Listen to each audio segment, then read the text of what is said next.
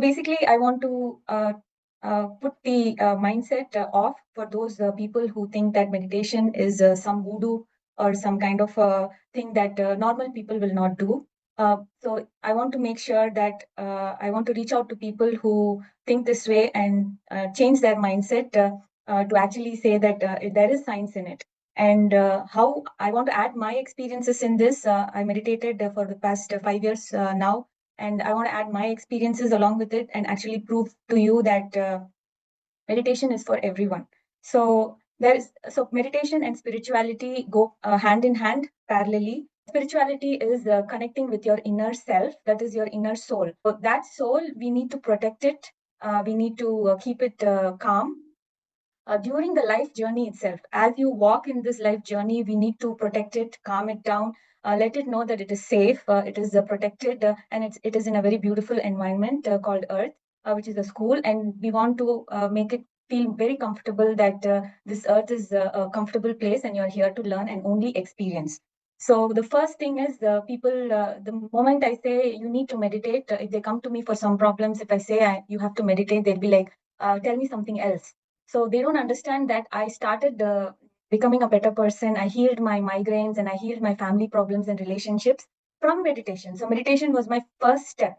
So instead, here people want to keep meditation aside and then do everything else. So because they think that meditation is something beyond scientific, and it is not. Nobody proves to them that it is scientific. So everyone who jumps into meditation or spirituality need to be scientists. First of all, they have to take this meditation out of their mind that it is for only people who are going to become sannyasis, or they're going to Himalayas and going to meditate. So I'm trying to bring awareness to those people. So the first approach to my meditation is look at it as a scientific approach, and keep that mindset, that temperament, that I'm going to treat this as a science and experiment everything, experience it, and then only believe it and take it step by step. So that is how I took in my life. Everything that came to me, I didn't reject. So the first thing is we have to do is do not reason. So don't think about approach. If someone comes and says something, we immediately go back in our mind, all the past we dig into, and we dig into that subconscious mind, and it feeds us with all the past experiences, and then we reject. So we don't want to think too much, but still we want to keep an open mind. So what are they actually trying to say? So is there something? So let me try. I don't want to completely trust this process and believe this approach, but can I experiment it? Oh, maybe she's true. So she has an experience of 5 years. So what she's telling might be true in some way or the other. So I want to show that they need to come into this experience mode and dive into the experiment mode, and actually experience everything, every step of the way. Everything that comes to them, they have to look at it as an experience. So so after experiencing, they will come to an understanding, and their perspective will completely change. The way they look at the entire world changes. Oh, I thought this was the way that people need to behave, this was the way we need to talk, but after coming to this understanding, it completely shifts and we become the complete opposite person. So that is the right way of living. So mostly people who come into meditation are truth seekers, but people who don't want to come into meditation are not truth seekers. They are just going with the flow of life along with the crowd. They just don't want to do something risky or do outside of the box. So everybody is in that trap. So we want everyone to come out of that box and actually look at themselves, that they have more potential, but only through seeking the truth. So the truth is not on the outside, is what I want to prove. The truth is within us. The truth will come to us from the within, from our soul. That is the inner knowing. So I know this is right. When you're doing something, especially mothers, uh, when they uh, when they see their kids grow, there are some certain points where we know that, okay, I have to do this for my child. How do they know that they have to do it? So that is that inner knowing. They know that that is the truth. So this motherly feeling is there in every animal. No animal is trained to bring up their child, but still we do it because that is the inner knowing. So that knowing what drives this entire earth itself. So to connect to that knowing and lead a life of the ultimate truth, meditation is very important. So that is one thing. And sincerity and consistency plays a vital role here. Nothing can be achieved by just meditating 1 or 2 days. I would say 2 to 3 months of sincere meditation, consistency, at least 1 hour a day is very important to come to that understanding, experience the knowledge that comes from within. All the experiences that we get are all beautiful. That literally brings that inner joy.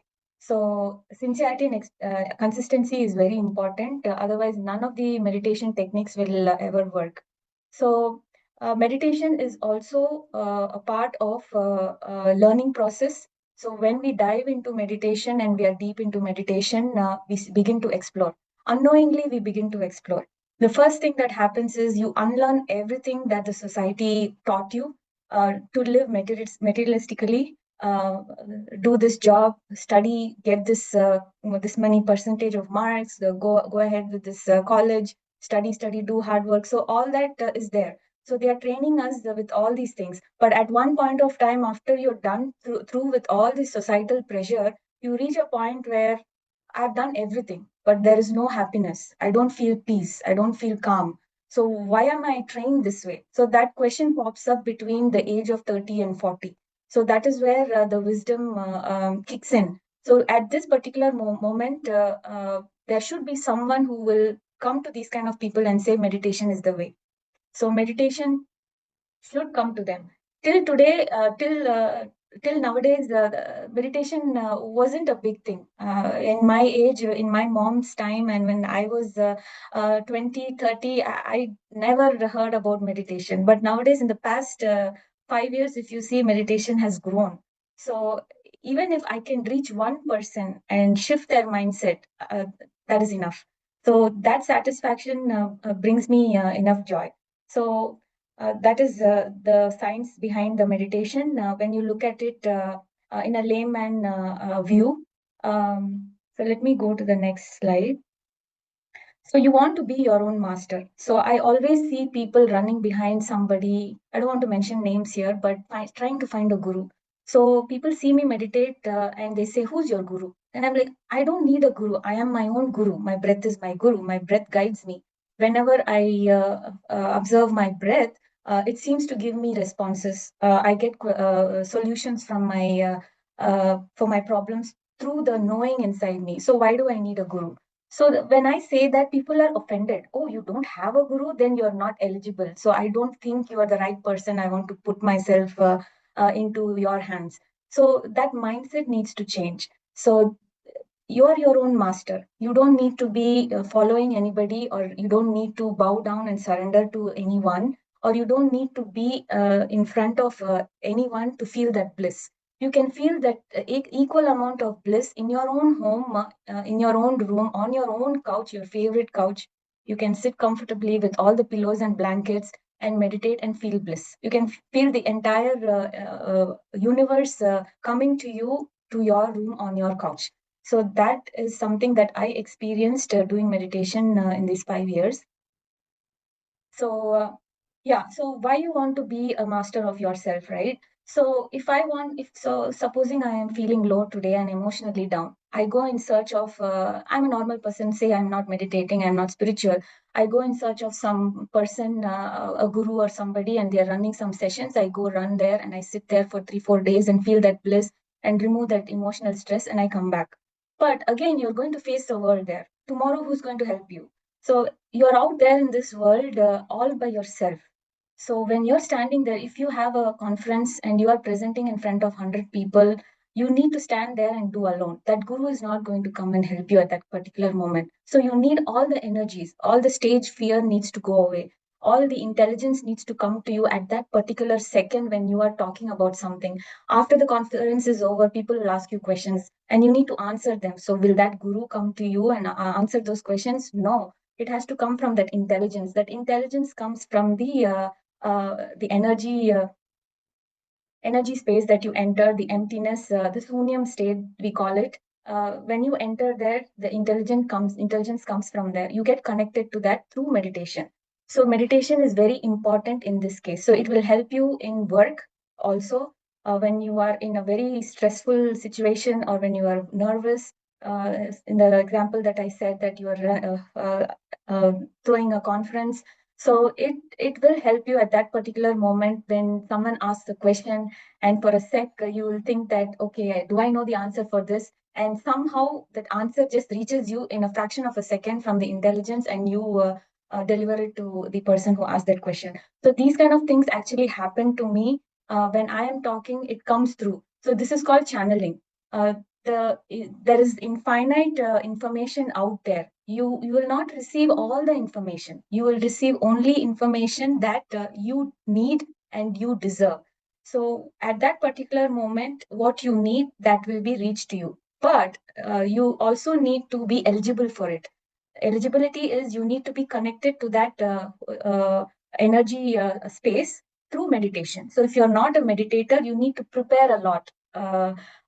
Going through a lot of books, studying, making notes, revising them, and you just go and present. But when you are connected to that intelligence, you don't need to prepare. It just flows in, and it just channels through you, and you deliver. So that is the beauty of meditation. Again, this ties to scientific reasons as well, which we call as quantum science, quantum physics. So there are a lot of neuroscientists and psychologists now. They are researching on all these topics, and they have proven, and there are a lot of research that they have proven that meditation is a science. It's not some voodoo process uh, uh, coming through some enlightened master or guru. It does come through from every person from within. What is meditation, right? So it energizes your state of being. So what is the state you're in right now? So I am emotionally down. I'm nervous. So I'm angry. No, I'm calm. I'm very kind today. I've done a lot of things today. I feel good. So that state of being is what is energy. So every state of being has a particular energy and particular frequency. So the meditation shows you what energies you have and what state of being you are in. So basically, it makes you aware that you are in such a state. So you better become aware of it and work on it and try to bring down to a calmer state. So that's something I experienced as well.